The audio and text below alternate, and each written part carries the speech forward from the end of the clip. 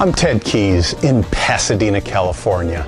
Welcome to my Tuesday conference call, a free high-powered meeting I hold live every Tuesday for top producing freight agents. Go to tedkeysonline.com for complete call information. Then join us weekly to see new, serious, struggling, and experienced sales professionals move more freight efficiently, effectively, effortlessly, and make more money financially. So watch my recorded call topic highlighted there on your screen right now. When you're finished, go to tedkeysonline.com and hear more podcasts. Read more blog posts, watch more videos, and while you're there, visit my Freight Sales Success Store for top-notch freight moving products to explode your business today. Enjoy watching and applying my Tuesday conference call. Hello and welcome everybody again to my Tuesday conference call. I'm Ted Keys, your top freight agent training expert here in Pasadena, California. This is a free high-powered meeting I hold live every Tuesday for top producing freight agents at 2 p.m. Pacific time and 5 p.m. Eastern time. On the call today, I'm going to show you how to move more freight efficiently, effectively, and effortlessly so you make more money financially.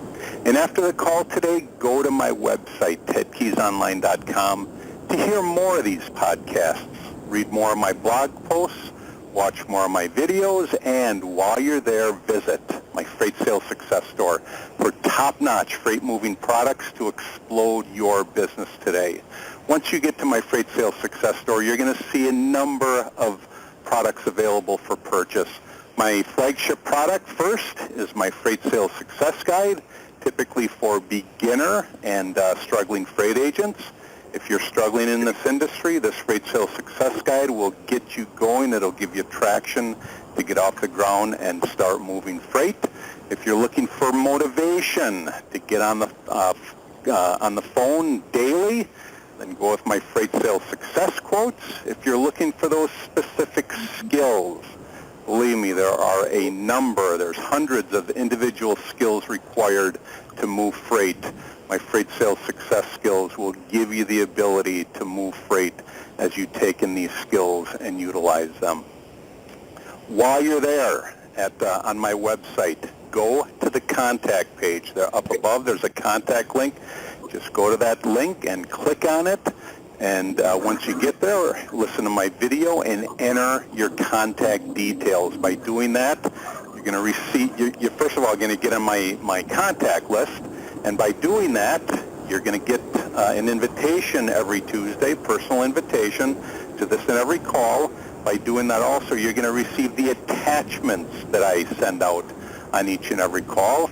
And also, by doing that, you're going to get my free 11 ways, this is my report, 11 ways freight agents will increase their income. This is a report that has been downloaded thousands of times before. On the call today, I've got a special guest. My special guest today, my freight carrier expert guest, is Greg Evasiuk. Greg Evasiuk calling from Edmonton, Alberta, Canada. Are you there, Greg? I'm here, Ted. Awesome, Greg. Hey, Greg, again, welcome to the call today. Thank you. Glad to be Greg, here. give us a short synopsis of your time and your experience in the freight industry. I started out in the industry actually as a kid pretty well. My family has always had a trucking company ever since I was, well, since I could walk. So, I mean, I grew up around the shop. I worked my way through basically from the shop floor up to driving delivery trucks and delivering freight around town. Then got my, well, I guess class one in Canada anyways, at a pretty young age. Then I went to, I did business school and went back to driving trucks and working in the family business. And then moved on to doing sales, dispatch, worked pretty well every facet of it, mostly over the road and also in the oil patch as well. So, Greg, most of your experience in this industry is on the carrier side. Is that correct? Yes, it is. So, yeah. when I talk sales, it's actually being a salesman for the carrier itself. Okay. Do you? Well, obviously, it sounds like you're on the road. Is that correct? I am. So yeah. Okay. Now you live in Edmonton, Alberta, Canada. Where are you currently? I'm in Atlanta, Georgia. Okay. All right. Do you get into the States often? I do now. Yeah. I'm down here. Probably 50% of the time right now. How much, Greg? About 50%. 50%. Of Now, the time. let me ask you this. I have not been given the opportunity to ask any carriers from Canada. As a Canadian carrier, is it possible to survive just doing freight in Canada, or as a Canadian carrier, is it almost required that you that you bring loads in and out of the States as well? It's possible to survive within Canada. I think it's more difficult myself. I just believe that because the miles and the weight required to. A lot of our freight now moves on 8 axles, and your fuel costs and your tire costs and everything are quite a bit higher to do that kind of business. Right. Did you say it's higher in Canada? Yeah. Good cost of business is quite a bit higher in Canada. So okay. I find when I come south of the line here, it's actually substantial savings. Okay. So basically there is, there's a flip side to being a carrier in Canada. You can attempt to stay there and never leave the country. But you just said that there's a high cost of operating in Canada. So basically by traveling more miles in and out of the States, you have to travel more miles. You're actually driving more miles, but there is a cost saving involved there. Is that what I took from what you just said? Yeah, exactly. Okay. Just briefly describe where you are in your company right now. Now, are you considered an owner-operator, Greg? Yeah, where I'm at now, I'm an owner-operator. Okay. And are you basically operating on your own? Are you leased on anybody? I'm leased on to Triton Transport. Triton Transport? Where are they based out of? Yeah. And they're based out of Chilliwack, and they have an office in Edmonton as well. Okay, so they're a Canadian-based carrier. Yeah, we specialize in heavy haul and oversized, those kind of things here. What type of trailer are you pulling right now, Greg? Low pro step deck. A low pro step deck? Yeah. Okay. What kind of freight do you have on it right now? I have some generators for CAT equipment. Okay, hold on just a second. I just have to check in the truck stop here. No problem. Just hang tight there, guys. I believe that Greg is on his way to a truck stop in the Atlanta area. I'm assuming that he's stopping in at the Petro. This is a truck stop that I've been to myself. I do recall when I did go there that they do have a small guard check out front. I believe they issue you a ticket. I could be wrong on there, but I believe they do issue you a ticket. It's possible that at this particular Petro they do charge you for parking. Again, I can be wrong. This is a number of years ago that I was at this particular truck stop. But the main purpose today is to give you some perspective from the carrier side. That is my main purpose in having Greg on the call today, to give you some perspective on the carrier side. So just hang tight while Greg checks in at the truck stop here. Yeah, I'm checked in here now. Awesome, Greg. Awesome, Greg. Okay, good deal. Hey, Greg, I'm assuming you're at the Petro. Is that correct? You're 100% correct. Okay. I was just explaining to everybody that I've been to that Petro. I drove myself a number of years ago, and I did stop there once or twice in my travels. So, hey, Greg? Yeah. You said you're hauling some generators and some other odds and ends. Is that what you said? Yeah, I've got three generators heading. 2 of them heading to Calgary, and 1 of them heading out to Vancouver. And then I'm going to Wichita, Kansas, to pick up a couple of skid steers. So I'm doing a little bit of LTL right now. Where'd you pick the generators up at? They were picked up in Newberry, South Carolina? Newberry, South Carolina. Yeah, South Carolina. You just picked those up this morning, correct? Yeah, I did so. Okay. And you say you're making a stop in Wichita? Yes, sir. Okay. And then you're making deliveries in Vancouver and, did you say Calgary? Yeah. Okay. So let's talk about the relationship between, let's say, a carrier and a broker, more specifically somebody like yourself who happens to be an owner-operator. Now, you say you're leased onto Triton, is that correct? Yeah. Okay. But do you ever have to look for your own loads, Greg? Currently, I don't. I help them with it. It's kind of, I guess it's just a product of being in the business. As long as I've always I enjoy the sales part of it. And okay. I honestly, I think when you're a carrier, even if you're an owner-op looking for loads, I think you got to treat that as a sales, as a role of sales, right? So. Okay. Before I forget, Greg, please tell everybody how you and I met. We met on LinkedIn because I was, actually, that's where I contacted you. But I had watched one of your videos, a couple of your videos actually, on the internet, in just kind of trying to further my knowledge on the brokerage side of freight. Okay. And then I contacted you. Well, actually, I contacted you, Greg. I contacted you. You accepted my invite, and basically from there I sent you a message. Oh, okay. Yeah.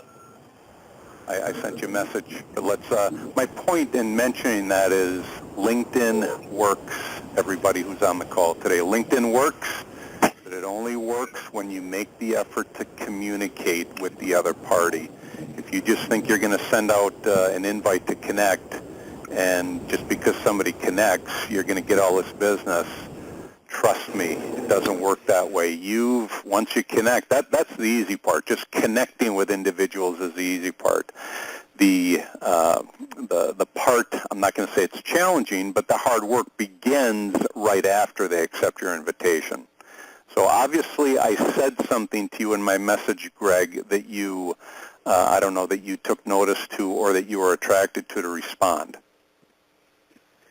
Yeah, I like your approach. You kind of keyed into it there, doing the hard work, and that's something that I believe is the same thing. And I'm really I'm driven to relationship building as well, because I don't believe like on a carrier broker side, because I have used brokers in the past when I wasn't leased to someone, and I totally believe that if you have a better relationship with your broker, or say on the flip side for the brokers out there, if you're a broker and you have a good relationship with the carrier, they're going to be more willing to go that extra mile. Just like I'd be more willing to go that extra mile for you, because we actually have that connection. If it's a one and done, I'm not really going to go anywhere, knowing you're only going to use me one time. I'm going to be pretty, hard-nosed on where I'm at on my rates and everything else, right? Gotcha. So basically what you're saying, Greg, is if you've done a load or two for me, a couple of times, and I come back to you, you're going to be a little more flexible because I'm able to provide you with the freight to move. You're going to be a little more flexible on your rates. And again, not that I'm, not that I would, backdoor or, scrape the bottom of the barrel, but my point is the relationship that you build, that's the most important thing you have with any type of broker. Would you agree? I agree 100%. Okay. Yeah. All right. Got it. Go ahead. Oh, in my past on the sales side, which is mainly in the oil patch, I found the exact same thing you said about LinkedIn is so true. If you send out just an invitation, and I could go through lists and lists of people that work at certain oil field companies, and was selling transportation of frac sand is what I was doing for one of my jobs, and I could send out, and I could usually discern who the person was who I needed to talk to. But if I just sent that out there and I don't follow up with them and make the personal contact And sometimes that actually involves going right to their office or doing something like that. But that personal contact is always what got me the business. Mm-hmm. And Hey, Greg, I know describe the oil patch to all the listeners today. What is oil patch? Yeah, I guess. What is I guess it's not as common to everybody else up there. The oil patch, anything to do with the drilling service, the oil service industry. You're fracking, cementing, hauling tubing, building pipelines, facilities, things like that. Anything in that is what we consider the oil patch. And I'm going to assume that you have a whole lot of experience moving freight in the oil patch. Yeah, the bulk of my experience is not in the forest industry. So, I mean some of that freight comes from afar, and a lot of it's within Canada, and that's a lot of the reason why being just in Alberta right now is not a sustainable way to truck right now, because there's just not the volume there that you need. Oil is not? Yeah, right now with oil being as low as it is, has severely affected the economy there. Yeah. Right. But it's not. Well, I was going to say it's not because there's an oil shortage. I mean, why? Well, that's a whole other issue. But I'm assuming it's not because there's an oil shortage. It's because there's a whole lot of oil, especially now with all this oil being drilled, say over in Saskatchewan. Correct?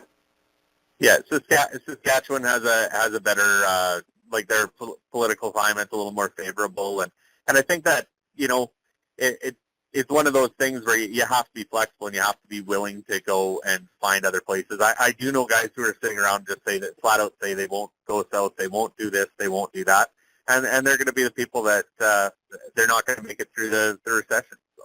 Yeah, gotcha. Let me ask you this, Greg. So let's go back to where you're an owner-operator and you're finding loads on your own. All righty? Okay. Yeah. So you call a broker on a load that they have posted. Okay. Right? Obviously, your goal is to get as much money as possible for the load that you're calling on. Correct? You betcha. Okay. And that's a given. And from a broker side, let's face it, our goal is to be as reasonable in what we're going to pay for the load. Yeah. So basically, carriers are aware of that, correct? Carriers are aware we of, are. Hey, your goal is to get as much money. Broker side goal is to pay, a reasonable rate for the load. Yeah. Let's talk about after you've negotiated the rate. What sort of advice can you give us as freight agents that are listening on the line today? What sort of advice can you give us after the rate has been negotiated, and now it comes down to picking up the load, getting it in motion, and delivering the load? Just give us some advice that you can give to all of us, say, just as far as getting the load picked up. The more information you can pass on to the carrier, as far as the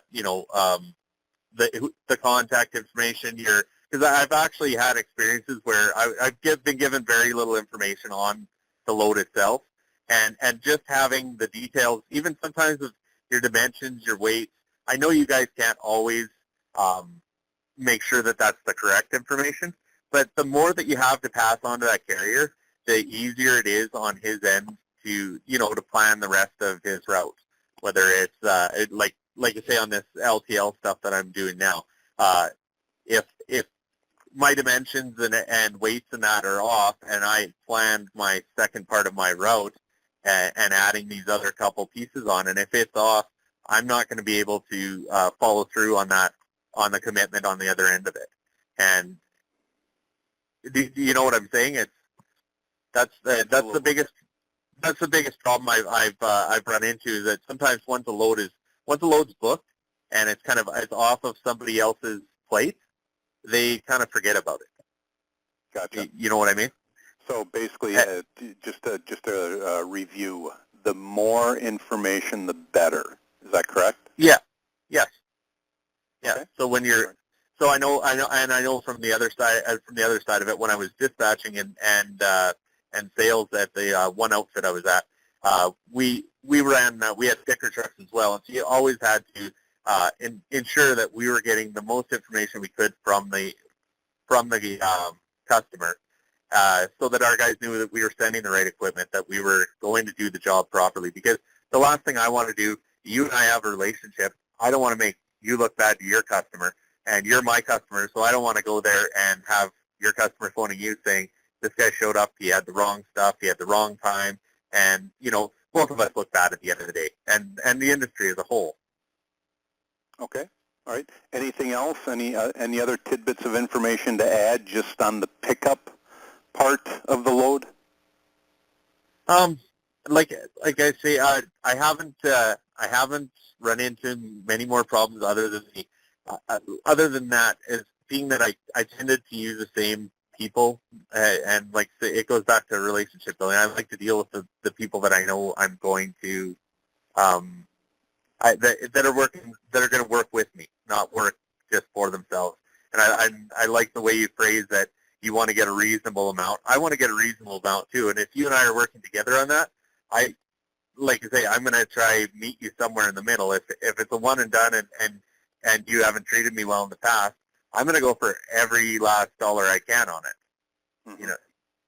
And Gotcha. Same, like say we might, and if that's the vibe that I've got from other people, or if they've a couple times I went out and did something for a certain company and I didn't, none of the stuff they sent me was right. It was kind of enticed me into the door.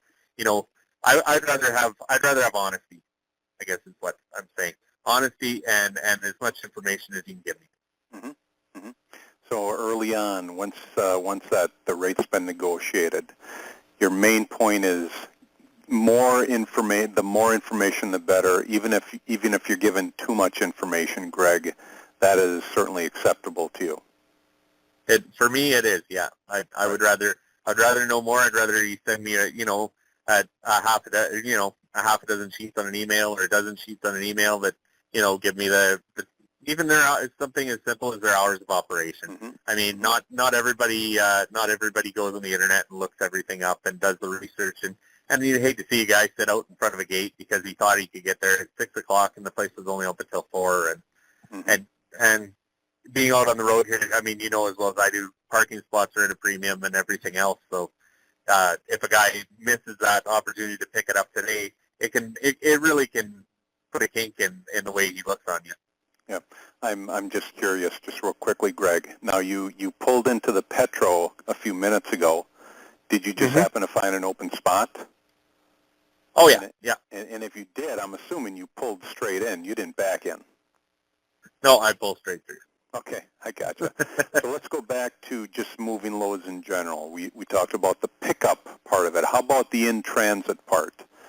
Again, share with us freight agents to assist you and to assist everybody else that we deal with as far as getting the load in transit, where you're actually moving the load over the road. What kind of advice can you give us?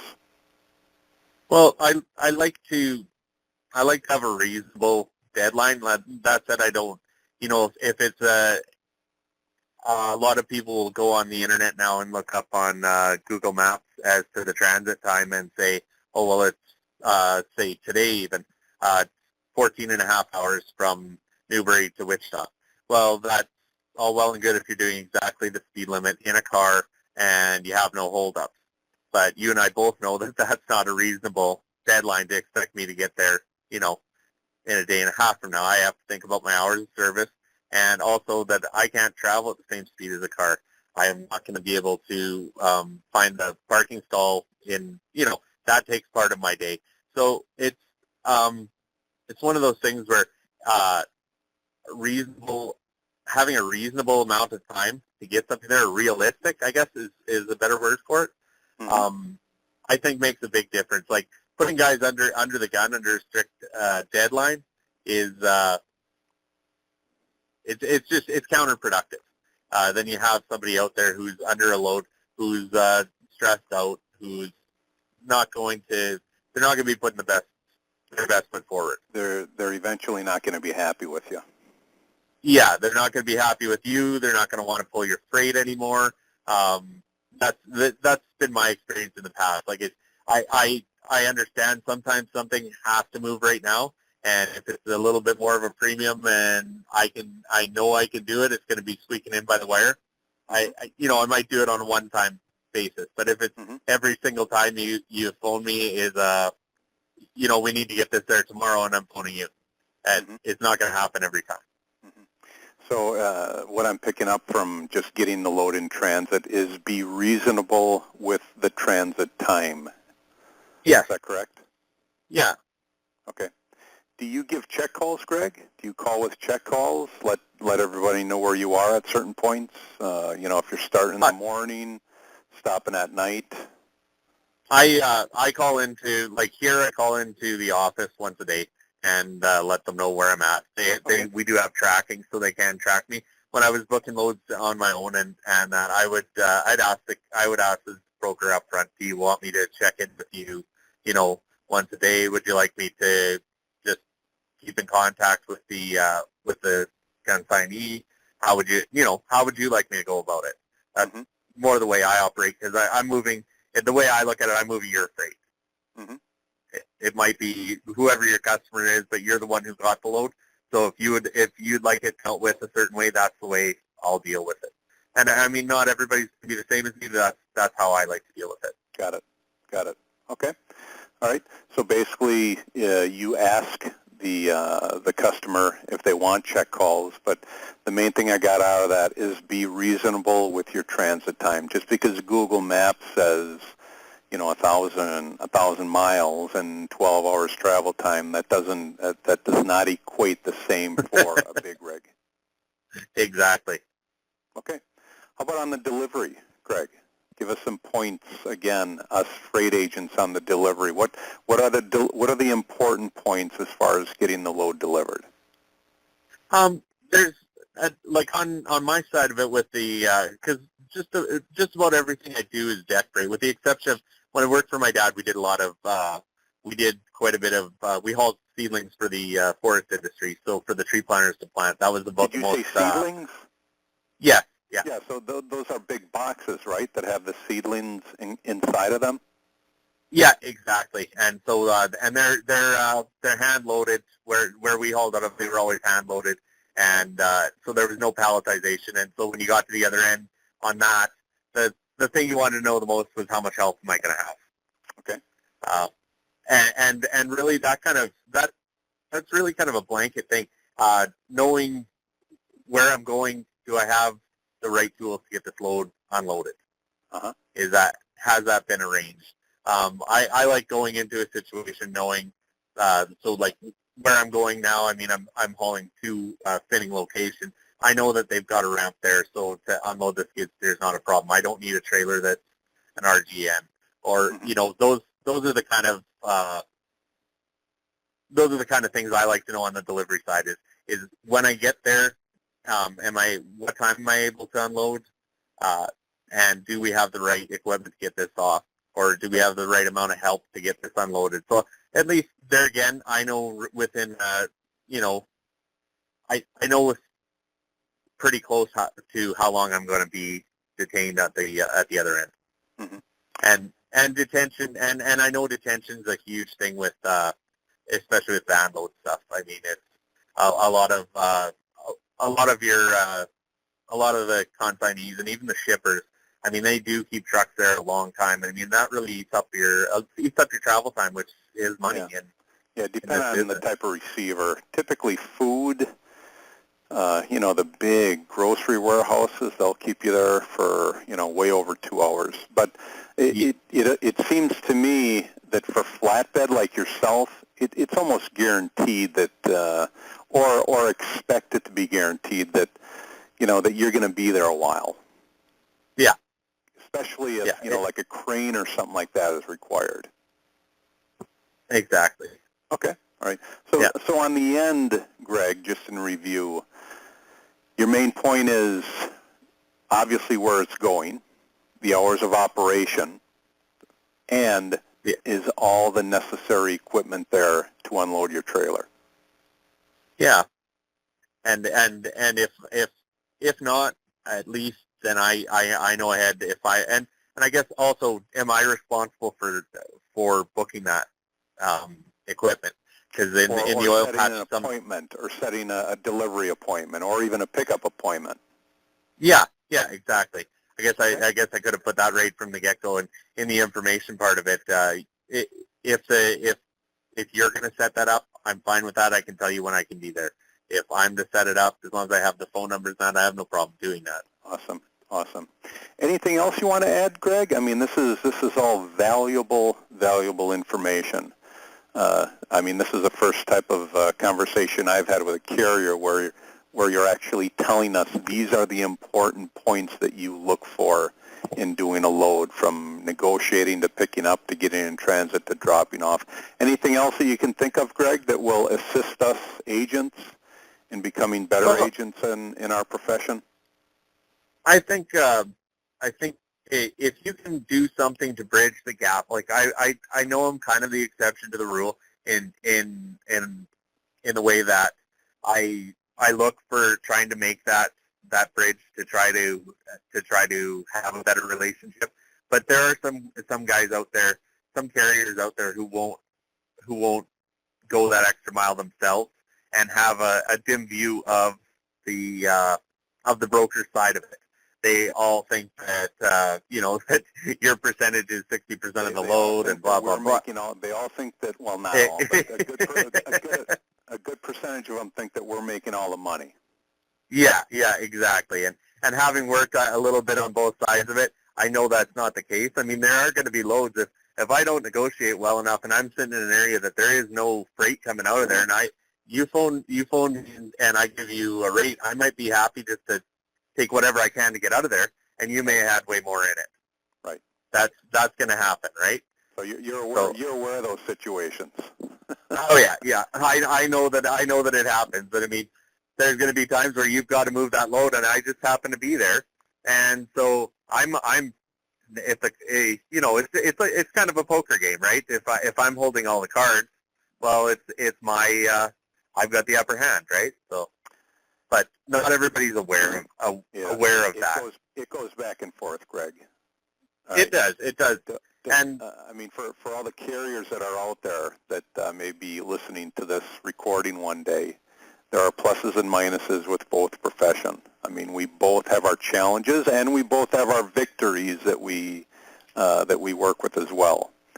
Yeah, there are some times where we've got to get a load moved. You may not know this at all, but there are some times when we have to get a load moved, and to get it moved, we have to take a loss on it. We may lose $50, $100, $200.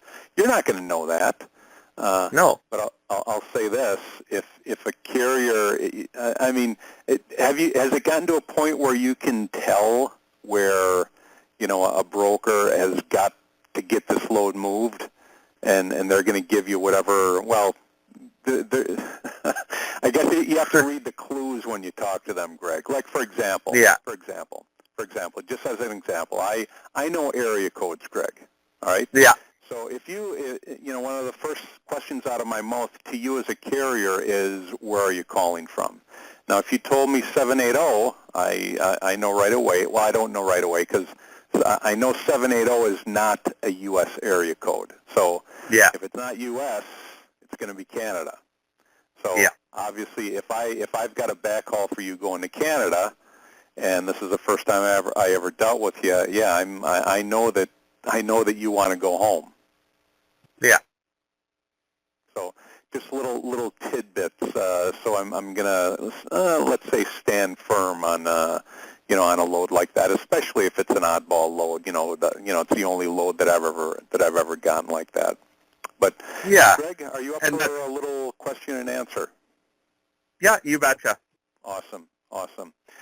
For folks who's on the line today, who's listening to this great conversation, again, this hasn't happened to my knowledge where I have had the opportunity to actually interview a very successful owner-operator, guys.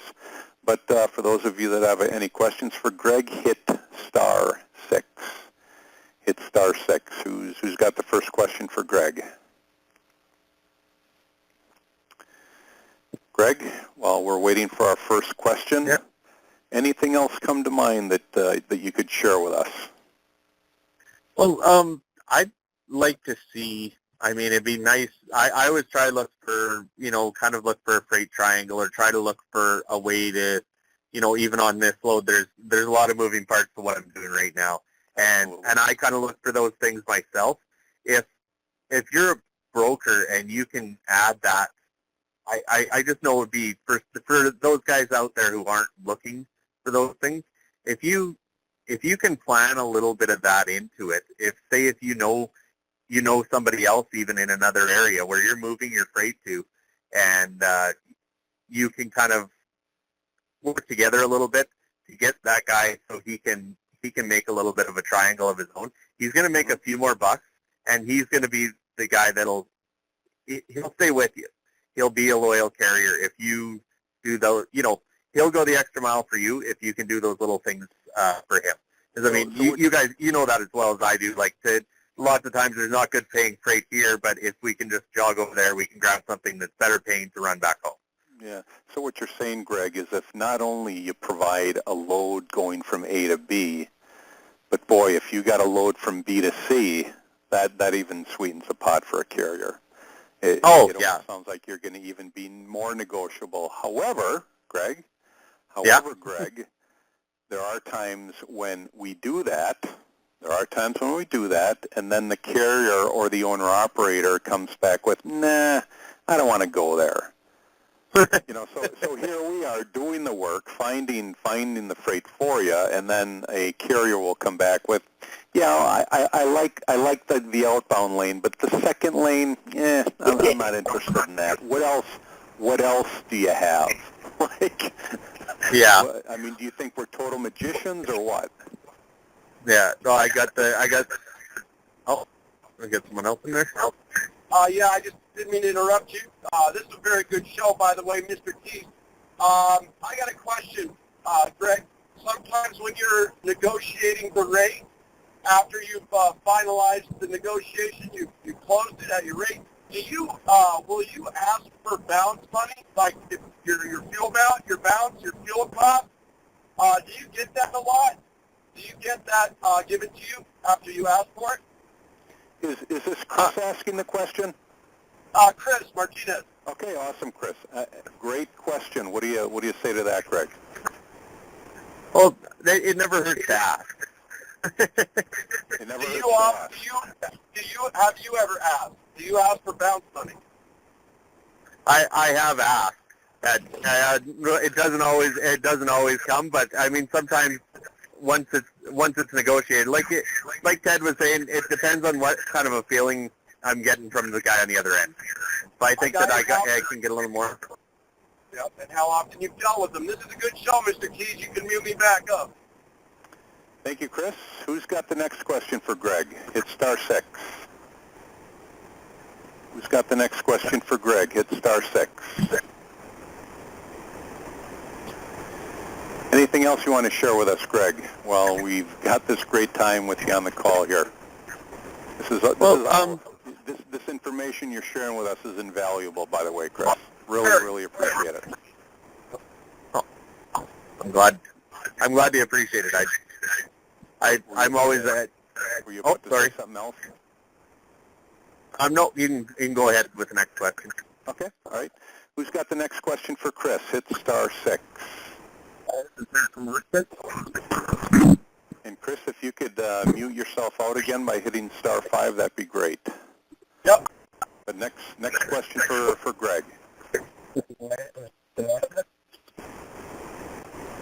You've given us such valuable information, Greg, today that there's no questions to be asked, or very few. Well, Let me just keep asking here. You say you spend about 50% of the time coming into the States?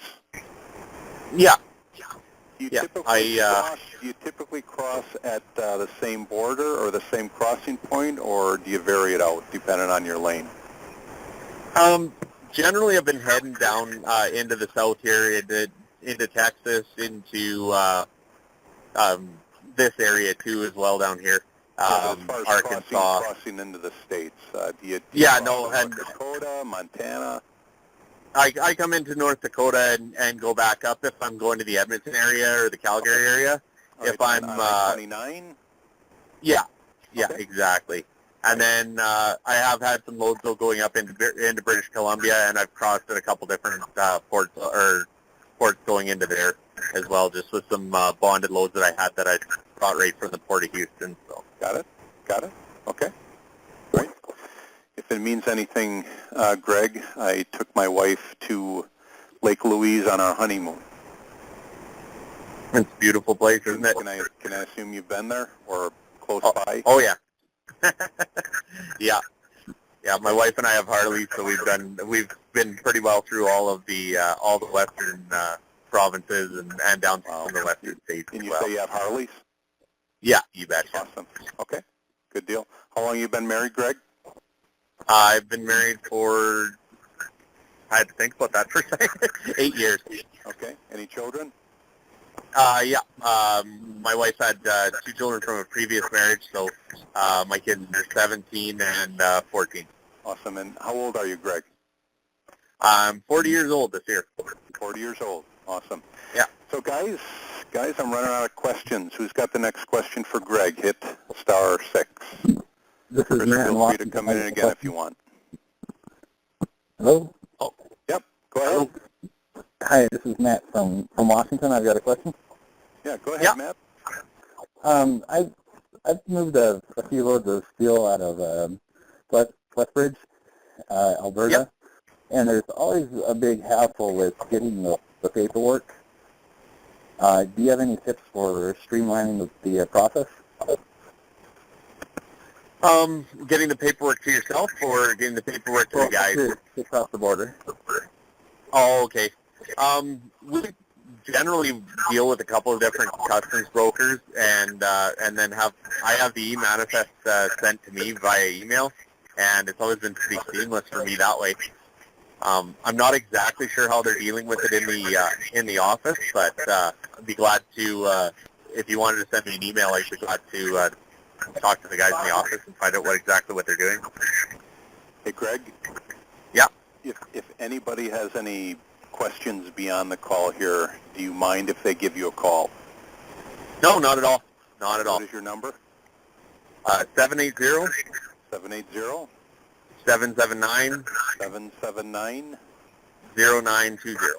0920. 780-779-0920. And your email address. Oh, GIME, so gimme, GIME. KEGGER, KEGGER at hotmail.com. at hotmail.com. Wait, thanks for sharing your information, Greg. Oh, no worries. It's Okay. like I said to you before, Ted, it's a juvenile email address, but I never wanted to change it. You don't have to explain. Last question for Greg before we let him. I'm going to assume that you're headed into what's the restaurant for Petro now? What's that restaurant called that Petro has? The Frying Pan. The iron skillet. Got it. Shall I assume you're headed into the Iron Skillet? Actually, I'm lucky. My wife freezes and makes me a whole bunch of meals before I leave. Awesome. And so I actually have a freezer in here, like an ARB freezer, and so I just heat everything up in here. Okay. So based on your picture, it looks like you're somewhat health conscious, Greg. Yeah, I try to look after myself. My wife's a personal trainer as well, so that kind of keeps me in line too. Awesome. Okay. Last question for Greg. Hit star 6. Who's got the last question for Greg? Again, Greg, want to thank you so much for getting on the call today. This has been great information. Would you agree, Matt? Oh, Matt's still there. Okay. Last question for Greg. Who's got it? Hit star 6. Okay. Hey, Greg. Yeah. Yeah. Again, thank you so much for getting on the call. Is somebody coming in? Hello, Yeah, go ahead. Eddie from Chicago. Eddie from Chicago, Greg. Hello, I have a Eddie. question, Greg. Hi, how you doing? Good. I have a question. When dealing with a new brokerage, what are some of the key features or key things you look for before doing business with them? Dealing with It's a a new lot of. broker, what are some of the key points and issues that you consider before you do business with them, Greg? Of course, I mean, I like to know that they're established. I don't like to deal with just, fly-by-night people. I really, shy away from that. I mean, all of you guys are kind of under the same umbrella, so Is there a way for a carrier to check with a broker to see if, they're not a fly-by-nighter? I think it's pretty tough to actually check without just, talking to other drivers and other owner operators. At least on the Canadian side of it. Like on the U.S. side of it, I honestly haven't had as much experience dealing with U.S. brokers as I have on the Canadian side, and so most of the contacts I made were through other people, and so I mean, beyond that word of mouth, I like to I'll check people out online. I'll check your online presence. You can also, I mean, I don't like to put a lot of stock into what people say, negative comments or things like that, because I mean, people will write you up for the least little thing on the internet. I mean, it's like the worst truck stop in the world for that. Right. But hey, Greg, there's also a way to check to see if brokers pay their bills, isn't there? What's that service called? Shoot, you make me draw a blank here, Ted. Just like I know there's a way for us brokers to check to see if carriers are doing their job or not. Yeah. Typically when it comes to safety issues and things like that. Yeah. Yeah, and that's. Go ahead. There is one, and I'm trying to think of the name of it. I don't have it off the top of my head. But I'm a little rusty on that because I'm spoiled right now. So. Yeah, you're leased on. With a carrier, so that's stuff you don't have to do anymore, or for the time being anyway. Yeah. Yeah. And the other thing is, a lot of it is personality. I mean, if you're amiable and easy to deal with on the phone, it goes a long ways. I mean, if you're the type of person that says, "Hey, I got this load, do you want it or not?" And that's the extent of our conversation. I may need that load, but I'm probably gonna pick my phone back up and keep on calling. Yeah. Because I want to deal with somebody who is easy to deal with and who wants to deal with me. Mm-hmm. Your initial demeanor, Greg, your initial demeanor is going to tell whether you're professional as well. Exactly. You'd be surprised at how many phone calls that we get, Greg. I mean, that we get as freight agents, and the dispatcher or the owner-operator calls up and says, I'm calling, what load do you have posted? Oh, boy, I mean, we're like, gee, I don't think I want you doing my load anyway. So it does go both ways. Would you agree? Oh yeah, it is a two-way street. If you can, if I don't know, if I'm phoning you and I have no idea what I'm looking for, there's a pretty good chance I'm not going to get there on time, or I'm not going to do you the service that you're looking for. Yeah. And like I said, it's the same on the other end. Or let's put it this way: you've just taken a load into Florida. You know what Florida, outbound Florida freight is like, correct? Yeah. And you've just There's the reason I don't go that far south. You're calling on my $1.10 a mile outbound freight, and you're looking for over $2 a mile. Would you agree that that's a quick way for you to get hung up on? Yeah, exactly. And it's not, I mean, guys have to realize it's not going to happen. That's where drivers themselves could do a lot more service if they study study freight lanes. I mean, it's one of the biggest things. I mean, on the Canadian side, I know there's certain places in Canada you just don't want to go to because you're not going to get back out of there. You can go there, but you best have a really good paying load going in. Yep. And so I mean, if you're taking a load to Fort McMurray, you better be going in for $3-4 a mile.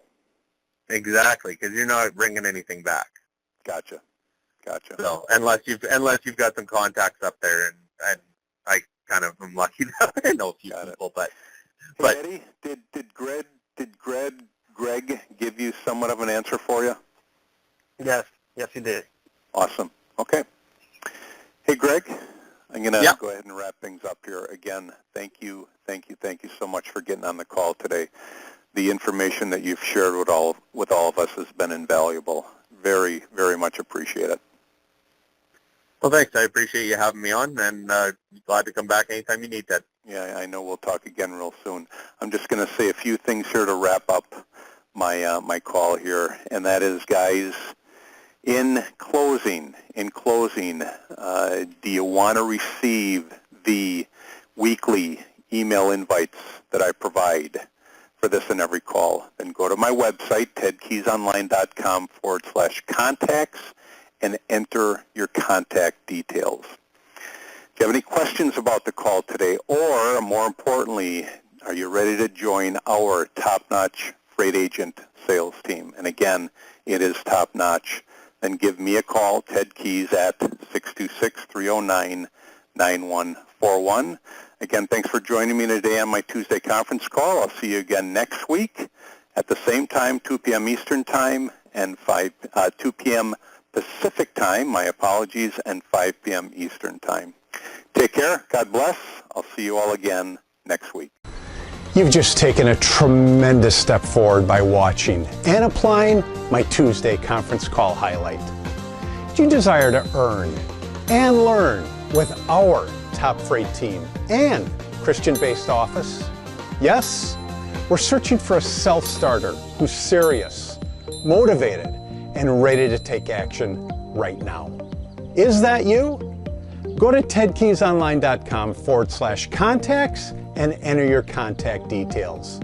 We provide top-notch freight agent sales training to you. Then you deliver those same skills with confidence to the freight industry marketplace. I'll talk to you soon.